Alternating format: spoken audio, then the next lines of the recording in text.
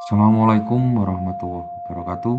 Bertemu lagi dengan saya di pelajaran geografi. Pada kesempatan hari ini kita akan membahas modul 6 unit 3 untuk kelas 11. Untuk modul 6 unit 3 ini ada tema Indonesia sebagai poros maritim dunia. Mari kita simak bersama-sama. Posisi geografis Indonesia. Indonesia berada di posisi strategis sebagai penghubung antara Asia dan Australia, menjadikannya pusat perdagangan global yang sangat vital. Yang pertama, Indonesia terletak di antara dua benua, yaitu benua Asia dan Australia. Yang kedua, terletak di antara dua samudra, yaitu Samudra Hindia dan Samudra Pasifik, menjadikannya sebagai jalur transportasi dan perdagangan yang sangat strategis. Analoginya seperti perempatan jalan, Indonesia ibarat toko di perempatan yang ramai, sangat strategis dan selalu dilewati.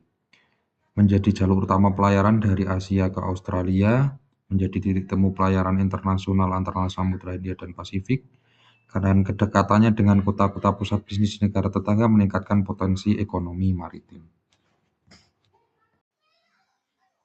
Akibat pengaruh posisi silang Indonesia, ada beberapa pengaruhnya yang positif dan negatif. Yang pertama adalah hubungan diplomatik, memudahkan hubungan baik dengan negara-negara di Asia dan Australia. Yang kedua, jalur perdagangan, berada di jalur lalu lintas internasional, transit perdagangan dunia.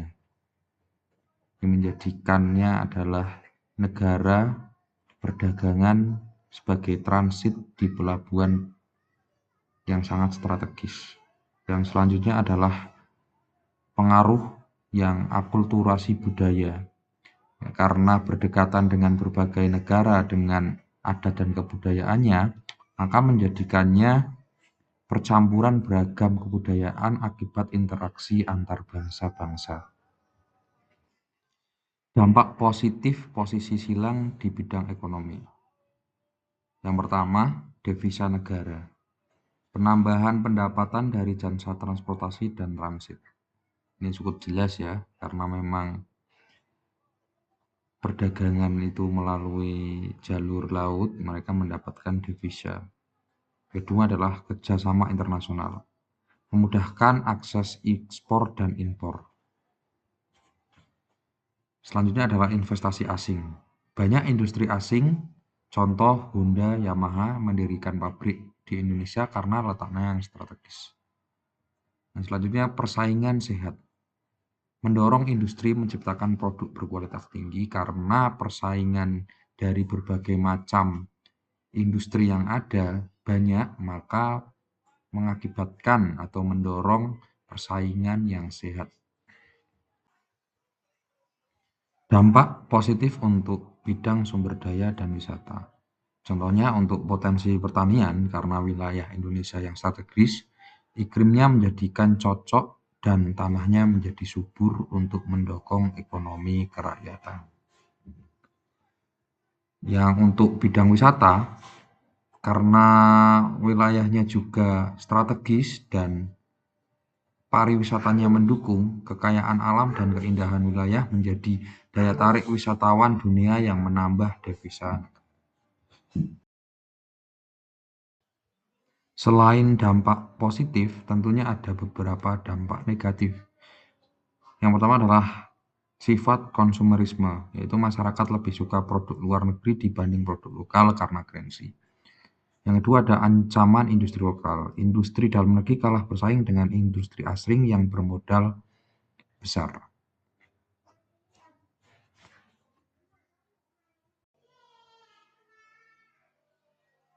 Yang ketiga, ketergantungan, yaitu masyarakat menjadi sangat tergantung pada barang impor.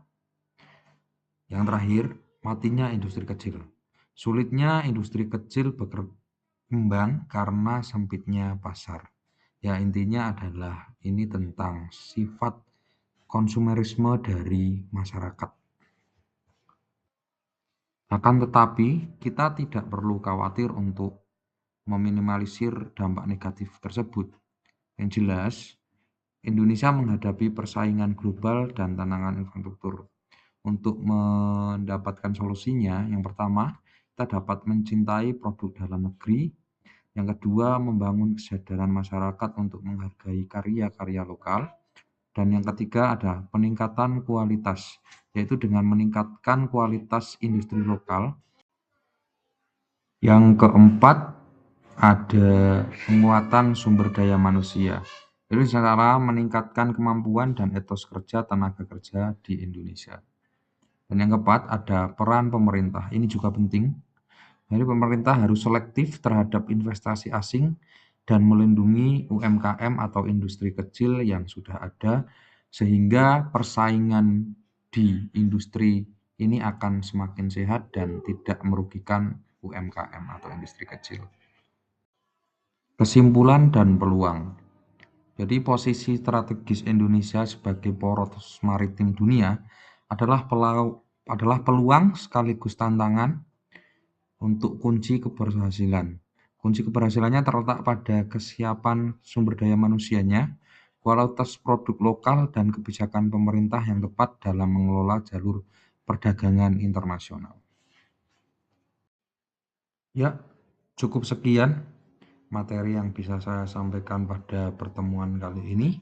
Terima kasih dan sampai jumpa kembali di pertemuan berikutnya.